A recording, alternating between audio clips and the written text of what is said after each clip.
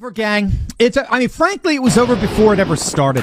As Zelensky goes into full dictator mode, indefinitely suspending all elections in Ukraine, NBC News is reporting that U.S. and European officials are calling on Zelensky to end the war, negotiate a peace, which, of course, is going to require him to give up 20% of Ukraine that's already been officially annexed into Russia. Now, at the outset, we have to ask ourselves, what on earth was all of this for?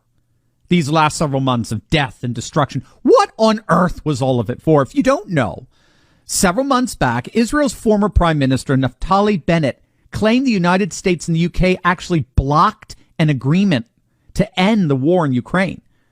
It was a peace deal that was being brokered by President Erdogan of Turkey, and Zelensky looked like he was going to go along with it. And that, according to Colonel Douglas McGregor's analysis, that's all Putin ever wanted in all of this. He moved his troops in to force Zelensky to the bargaining table so he would officially recognize neutrality on Ukraine with regard to NATO. But that agreement was reportedly crushed by then UK Prime Minister Boris Johnson. Boris personally flew out to Kiev to meet with Zelensky to convince him to drop all negotiations with Russia and work with NATO to ultimately overthrow the Putin regime. And here we are several months later, and what happened? Russian forces only ended up taking more Ukrainian territory and have since annexed 5 Ukrainian regions as a permanent part of the Russian Federation, with Ukraine only having hundreds of thousands of dead soldiers to show for it. Ukraine's much touted counteroffensive, it was all we were hearing about for months last spring. That offensive, which was launched at the beginning of June, was an abject disaster by all accounts. The Russian front lines in Ukraine are, again, according to Colonel Douglas McGregor, the single most fortified areas on the planet. There is and there's never been any way for Ukraine's already radically depleted and spent forces to break through those lines. The casualties suffered by Ukrainian forces were catastrophic. It's so bad. You may have seen this.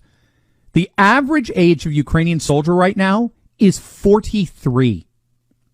Your average Ukrainian soldier is over 40 years old. What does that tell you? Well, we got glimmers of the inevitability of this over the last few months, back in August, after it was clear that the counteroffensive had failed miserably.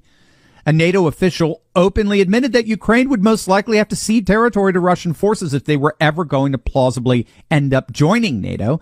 It was a rather shocking admission made by the chief of staff for NATO General Secretary Jens Stoltenberg, saying, quote, "I think that a solution could be for Ukraine to give up territory and then get NATO membership in return."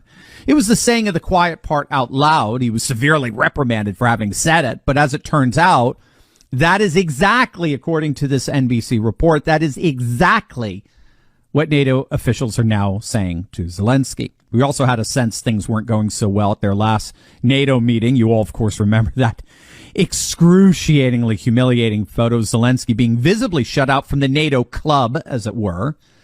But with this latest admission by Stoltenberg's chief of staff, we can see why. It all makes sense. They were already talking about using NATO membership as a bargaining chip for an off-ramp where Zelensky would be forced to surrender 20% of Ukraine for peace. And let's just say Zelensky is not taking this very well. You're not going to believe what this guy is doing in response. Zelensky appears to have gotten rather addicted to the free money he's been getting, and he's worried it's about to dry up. Here's his new offer he gave to NBC's Meet the Press over the weekend. If you can't give us some financial support, okay, please give us a credit and we will give you back money after the war. So now he's promising to pay the money back after he wins the war with Russia. Delusional doesn't even begin to describe it. Tim Pool said it best: "I'll gladly pay you Tuesday for a military intervention today," channeling J. Wellington Wimpy from Popeye. Moreover, it's now being widely reported that Zelensky has, yes, indefinitely suspended all elections in Ukraine. That's right. You can't make this stuff up. After jailing his political opponents, banning opposition parties — remember, he banned a number of political parties early on — after jailing Orthodox priests, yes, jailing Christian clergy, Zelensky did that. After doing all of that, he's now suspending presidential elections. It's just not the time right now. We're too busy fighting for democracy. It's just not the right time. Now, I have to say, I know that for a lot of you, the position I took on this Russian-Ukraine conflict early on was not the one you may have been expecting, right? It seemed right after Russia launched their SMO, the Special Military Operation, on February 24th, 2022, it seemed as if the whole of the conservative media complex interpreted those actions as that of a vain despot desperately trying to reassemble the glories of the old Soviet Union. And poor little Ukraine was just, democratic Ukraine was just caught in the tyrannical aspirations. We, however, on this channel interpreted this conflict very differently. We followed the lead of scholars like John Mearsheimer of the University of Chicago, George Kennan of Harvard University, the author of Containment Theory during the Soviet period, and a number of other scholars, all of whom have warned for over a decade that NATO's incessant and stubborn eastward expansion was going to erupt into a full-blown conflict with Russia. And it appears more and more to be the case that NATO knew that, and they wanted to use Ukraine as a sacrificial lamb to bring about what they thought would be the downfall of the Putin regime. And why? Because the Putin regime and his project of civilizational renewal, not just for Russia, but throughout the world, was the single biggest obstacle to globalist expansion. This has never been about Ukraine. This has always been about D.C. and Brussels maintaining and defending the liberal international order against its most prominent opponent, namely Vladimir Putin.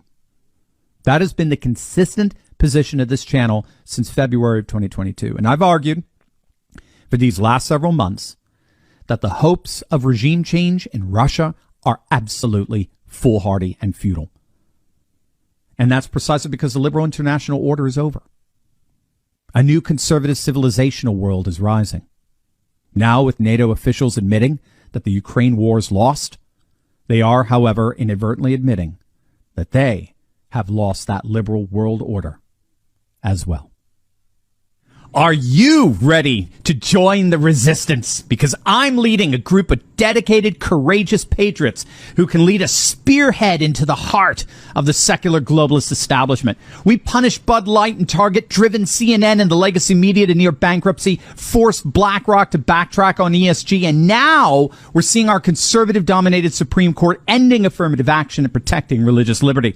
In my Insiders Club, I show you concrete steps to take locally and online that will only keep this